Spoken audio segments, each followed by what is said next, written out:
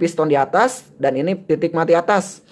Pergerakan engkol kita lihat beberapa derajat di sini, banyak sekali pergerakannya, dan piston masih diam, kita lihat di sini.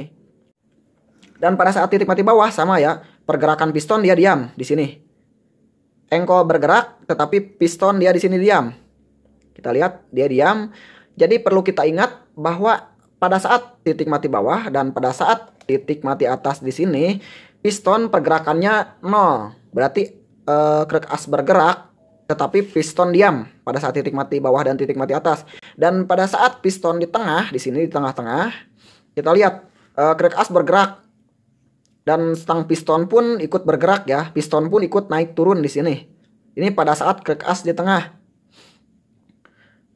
Krek as bergerak, piston pun kecepatannya sangat cepat. Jadi piston itu paling cepat, dia posisinya pas krek as di tengah pada saat posisi piston di tengah. Oke Pakbar semua, senang berjumpa kembali dengan Anda. Oke, kali ini kita akan membahas tentang pengaruh panjang ataupun pendeknya stang piston ataupun stang seher. Contohnya seperti ini.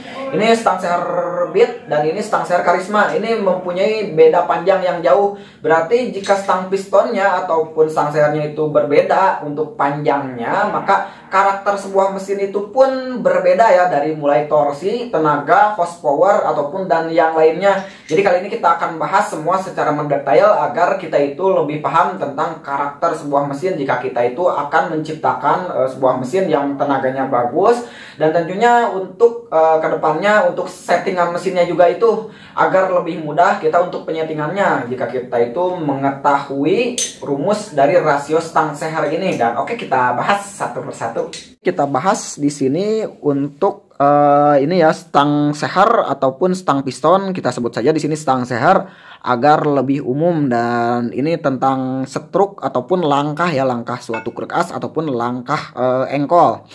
Ini kita sebut saja stroke ya untuk langkahnya. Jadi sebelum kita membahas tentang pengaruh panjang dan pendeknya stang seher, kita itu jadi harus bisa membedakan mana panjang dan pendek stroke dan mana panjang dan pendek stang seher. Jadi itu berbeda ya, panjang pendek stroke dan panjang pendek stang seher itu beda. Oke, kita lihat di sini, ini panjang dan pendek stang seher. Contohnya ini stang seher Beat dan ini stang seher Karisma. Kita pasangkan di sini, berarti ini stang seher Beat itu lebih pendek ya, stang seher Beat itu lebih pendek. Jika kita ukurkan seperti ini, Beat lebih pendek dan ini Karisma lebih panjang. Berarti ini stang seher panjang, ini stang seher pendek. Jika stroke kita lihat di sini, ini untuk setiap krek as berbeda-beda stroke ya. Mungkin di spesifikasi motor di situ ada keterangan ya, di situ diameter kali langkah. Nah, di situ yang disebutkan langkah dari spesifikasi sebuah motor berarti itu stroke ya. Stroke itu langkah. Langkah suatu motor untuk stroke ini yaitu dari titik mati atas. Misalkan kita lihat dulu di sini. Oke, agar lebih mudah dipahami, kita pasang di sini. Berarti untuk stroke ini berarti titik mati atas di sini, dan ini titik mati bawah. Misalkan sebuah motor mempunyai stroke 50 mili, contohnya stroke-nya 50 mili. Jadi dari titik mati bawah, ini piston di sini ke titik mati atas. Jaraknya dari titik mati atas ke titik mati bawah dia 50 mili. Berarti mesin itu disebutkan stroke ataupun langkahnya 50 mili. Jadi untuk stroke sekali lagi yaitu jarak dari titik mati atas ke titik mati bawah seperti ini. Dan untuk setiap krek as itu stroke-nya berbeda-beda tergantung dari spesifikasi motor itu sendiri ataupun spesifikasi mesin itu sendiri. Contohnya seperti ini krek as KR 79, ini berarti Astrea Legenda ya, dan ini yang berkode WB ini krek as blade ya. Krek as blade dan krek as Legenda ini jelas-jelas berbeda. Ini blade stroke-nya semisalkan 56 dan ini Legenda stroke-nya 49,5 ataupun kita bulatkan 50 mili. Jika dipasangkan seperti ini, kita lihat, kita taruh posisi di tengah. Seperti ini kita taruh posisi di tengah. Maka di sini ada persimpangan ya, yang ini lebih ke atas, berarti semakin jauh posisi pen piston dari titik tumpu di sini titik as, maka dia semakin panjang stroke-nya. Misalkan ini titik tumpu di sini. Ini titik tumpu atau titik tengah. Di sini pen piston. Ya, seperti ini berarti struknya menjadi panjang dikarenakan menambah benjolan di sini ya, menambah ketinggian struk dari pen. Jadi jika pennya seperti ini struknya jadi panjang, dan jika pennya dibalik seperti ini, jelas-jelas ini struknya jadi pendek. Oke, seperti itu. Ataupun perbedaannya ada yang dirubah dari lubang di sini ya. Jika lubangnya lebih dekat dengan ini, dekat titik tumpu, maka struknya menjadi pendek. Dan jika lubang ini dia lebih jauh ya dari titik tumpu, misalkan posisinya berada di sini. Kita contohkan. Posisinya misalkan berada di sini, berarti dia lebih tinggi struknya atau lebih panjang. Oke, untuk pembahasan struk, jadi seperti itu. Struk itu jarak dari titik mati atas ke titik mati bawah. Oke, jarak engkol di situ, jarak krek as. Dan untuk panjang stang seher bisa kita ukur seperti ini. Untuk panjang stang seher kita bisa ukur dari titik pen piston, titik tumpu pen piston berarti di sini tengah, dan titik bos big end yang bawah di sini titik tengahnya kita ukur misalkan seperti ini. Kita taruh di tengah, atas tengah dan bawah tengah, berarti ini panjang stang seher ya kita ukur. Berarti cara mengukur panjang stang seher, titik mati tengah yang atas pen piston dan titik mati tengah yang bawah big end. Berarti itu ukuran panjang stang seher. Cara mengukurnya seperti itu.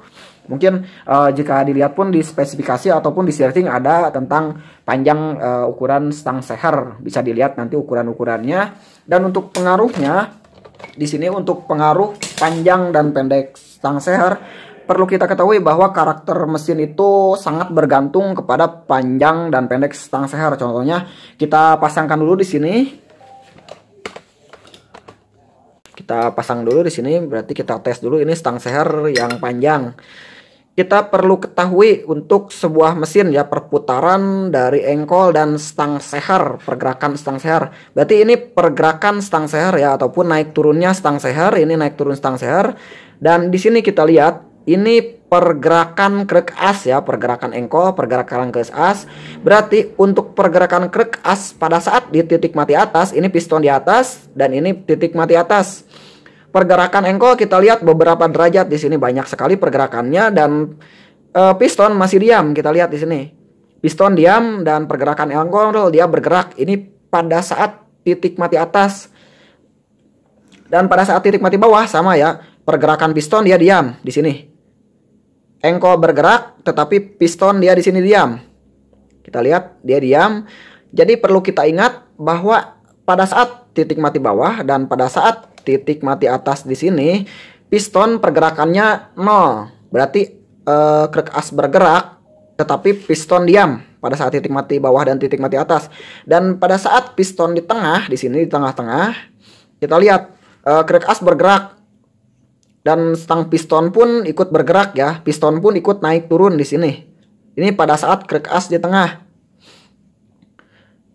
Krek as bergerak, piston pun kecepatannya sangat cepat. Jadi piston itu paling cepat, dia posisinya pas krek as di tengah pada saat posisi piston di tengah. Dan pada saat titik mati atas piston diam. Walaupun engkol bergerak seperti ini, kita gerak-gerakan. Dan apa sih pengaruhnya terhadap panjang dan pendek stang piston? Jika stang piston panjang, jelas-jelas dia lebih lama piston itu diam di atas. Jadi jika stang pistonnya panjang di sini, dia lebih lama diam di atasnya. Karena stang piston panjang tidak cepat membentuk sudut. Jadi untuk stang piston panjang di sini, ini mempunyai karakter power yang bagus di RPM atas. Dan keuntungan kedua, untuk stang piston panjang seperti ini ataupun stang seher panjang, keuntungannya piston lebih awet. Karena dia tidak terlalu menekan ke dinding silinder ya, ke bawah. Piston tidak terlalu notog lah kalau bahasa Sundanya, tidak terlalu notog ke dinding silinder karena stang pistonnya panjang. Jadi jika stang piston pendek, kita bisa ilustrasikan seperti ini. Jika stang piston pendek, dia lebih notog ya. Kita ilustrasikan di sini dia dinding silinder. Agak sulit mungkin ini menerangkannya. Yang jelas, misalkan ini dinding silinder di sini. Kita lihat sudutnya, stang seher pendek dia lebih menekan ke bawah ya, lebih notog bahasanya, lebih menekan jika stang pistonnya pendek. Maka pistonnya kurang awet jika stang piston ini pendek. Jika stang piston panjang, piston itu lebih awet dan tidak cepat panas. Itu satu keuntungan dari stang piston panjang. Jadi seperti itu untuk stang piston panjang. Dan stang piston pendek kita lihat di sini. Kita pasang, berarti ini stang pistonnya misalkan stang sehernya bit, ini kita pasang. Untuk stang seher pendek berarti dia di atasnya lebih cepat ya, lebih cepat turun dia karena lebih cepat membentuk sudut. Berarti pergerakannya dia hanya sebentar diam di atasnya. Stang piston pendek lebih sebentar diam di atas, dia buru-buru turun stang piston pendek itu. Apa sih keuntungannya stang piston pendek? Dia lebih cepat membentuk sudut. Misalkan dia bergeraknya baru sedikit seperti ini, dia sudah membentuk sudut untuk menendang. Ini stang piston pendek, ini bagus untuk torsi ya, untuk RPM bawah.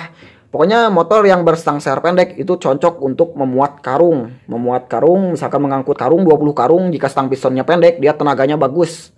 Tetapi karena di sini ada kerugian gesekan stang piston pendek itu, karena yang tadi dia notog ya, notog stang piston pendek itu notog ke bawah ke dinding silinder. Gesekannya banyak, jadi RPM atasnya kurang bagus. Ketambah dia terlalu banyak membentuk sudut. Seperti ini sudut lagi, sudutnya terlalu tajam dia, sehingga RPM atasnya itu mesin cepat hancur. Pokoknya yang bikin motor korekan ataupun motor balap, jika stang sehernya pendek, siap-siap untuk mesinnya pecah. Seperti itu. Jika stang pistonnya pendek, untuk motor balap RPM tinggi, geber RPM sampai 12.000 ataupun sampai 15.000, jika stang pistonnya pendek, itu udah siap mesinnya pecah. Misalkan pistonnya retak ataupun pistonnya hancur baret, pokoknya ngejim, pokoknya dan sebagainya, cepet panas pokoknya. Jadi untuk motor yang sering geber RPM tinggi dianjurkan untuk menggunakan stang piston yang panjang. Dan jika motornya geber RPM tengah seperti motor Matic, untuk Matic biasanya tidak terlalu menjerit mesinnya, RPM-nya menengah ya, sekitar 8 sampai 10.000 Matic itu. Berarti untuk Matic bisa kita gunakan stang seher yang pendek. Karena Matic itu kebanyakan mencari torsi, dan untuk kecepatan untuk Matic itu dimainkan dari segi panbel ataupun dari segi CVT-nya. Jadi pada intinya seperti ini ya, untuk motor misalkan yang mau geber RPM tinggi, kita membangun sebuah mesin untuk geber RPM tinggi, untuk menjerit ataupun untuk teriak-teriak RPM, kita cari mesin yang berstang seher panjang. Dan untuk motor yang ingin torsi melimpah ataupun di gasnya itu ngejumpalik lah, di gasnya itu terbang-terbang motor itu, berarti kita nyari yang stang sehernya pendek. Itu untuk pembahasan tentang panjang dan pendek stang seher. Dan untuk panjang dan pendek setruk, berarti itu kebalikan dari panjang dan pendek stang seher. Kebalikannya ya untuk setruk itu, jika setruk misalkan ini engkol di sini, jika setruk tinggi ataupun setruk panjang, dia torsinya lebih melimpah karena dia itu lebih jauh ya. Misalkan jika setruk panjang dia di sini, dan jika setruk pendek dia di sini. Jadi jika setruk pendek dia itu torsinya agak kurang, di RPM bawah tenaganya agak kurang. Setruk pendek RPM bawah ngabelak-bak, tetapi RPM atasnya bagus karena jika setruk pendek dia pergerakannya sangat dekat ya, dari atas ke bawah sangat dekat dan tidak terlalu banyak membentuk sudut. Misalkan contohnya untuk sepeda, jika engkolnya pendek, dia itu tenaganya agak kurang di engkolnya itu atau di goesnya itu agak berat, itu karena engkolnya pendek jika sepeda pun. Jika goesannya panjang ataupun engkolnya panjang, maka sepeda itu lebih enteng ya di itunya, di engkolnya, maka dia torsinya itu lebih bagus. Jadi untuk torsi lebih bagus setruk panjang. Dan untuk RPM atas lebih bagus setruk pendek. Jadi untuk RPM atas setruk pendek, dan untuk RPM bawah torsi bagus itu setruk panjang. Seperti itu. Jadi setruk itu kebalikan dari stang seher ya. Makanya nanti kita akan bahas tentang rumus rasio stang seher dan setruk. Oke, jadi intinya jika meninggikan setruk sama dengan memendekkan stang seher.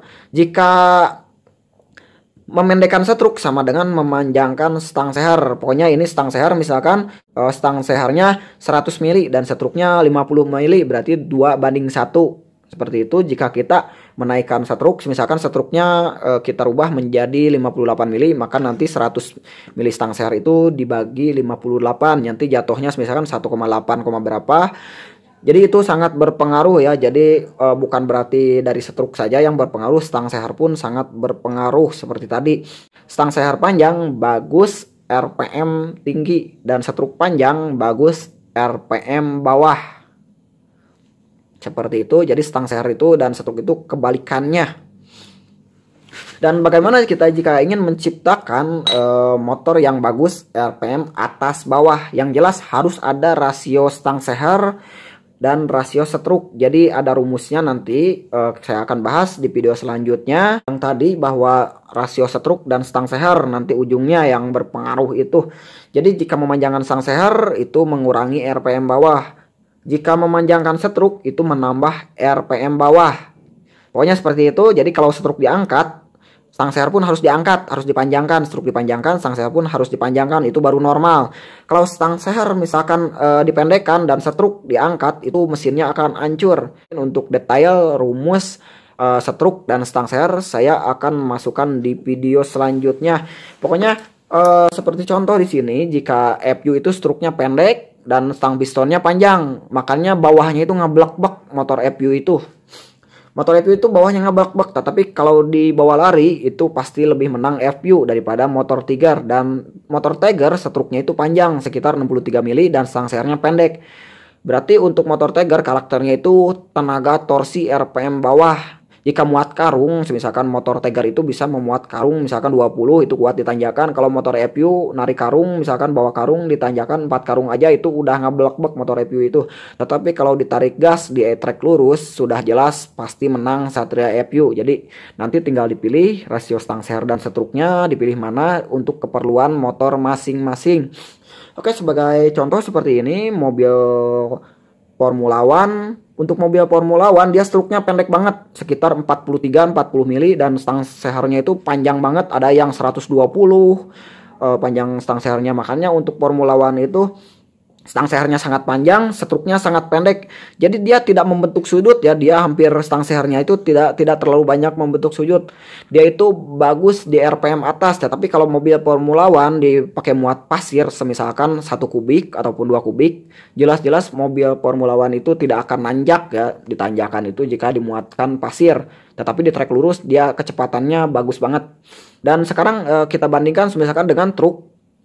Jika kendaraan seperti truk, kendaraan muatan, dia stroke-nya itu panjang untuk truk. Tetapi untuk truk ini, misalkan RPM-nya itu kita gas bejak pol aja nggak mungkin RPM-nya itu nyampe belasan ribu. RPM-nya paling kalau truk sampai 5, 6, 7, 8 RPM-nya, karena dia stroke panjang, stang seher pendek, dia torsinya melimpah. Tapi kalau dibalapkan truk misalkan sama Formula One, itu pasti menang Formula One dibalapkan di trek lurus dengan tanpa beban misalkan. Kalau ditanjakan sudah jelas pasti menang truk ya. Formula One itu kalau dimuatin pasir, kalau gak percaya silahkan dites, nanti datang ke luar negeri Formula One suruh misalkan muat pasir misalkan 2 kubik ditanjakan, itu gak bakal nanjak. Oke, seperti itu. Jadi kita itu jika ingin memilih sebuah mesin ataupun menciptakan sebuah mesin, karakter mesin, kita harus mengetahui rasio stang seher dan stroke. Untuk rasio stang seher dan stroke ini silahkan dilihat di video selanjutnya yang berjudul rumus rasio stang seher dan stroke yang menentukan karakteristik sebuah mesin. Dan oke, mudah-mudahan bisa dipahami dan mudah-mudahan bermanfaat. Ya oke, jadi untuk pengaruh panjang dan pendeknya stang piston yaitu yang seperti tadi. Dan untuk rumus panjang stang seher dan rumus stroke saya akan masukkan di video selanjutnya. Dan oke, mudah-mudahan bisa dipahami dan mudah-mudahan bermanfaat. Untuk trik-trik ngaco lainnya dan video selanjutnya silahkan klik subscribe ya dan nyalakan notifikasinya. Sampai jumpa tahun depan.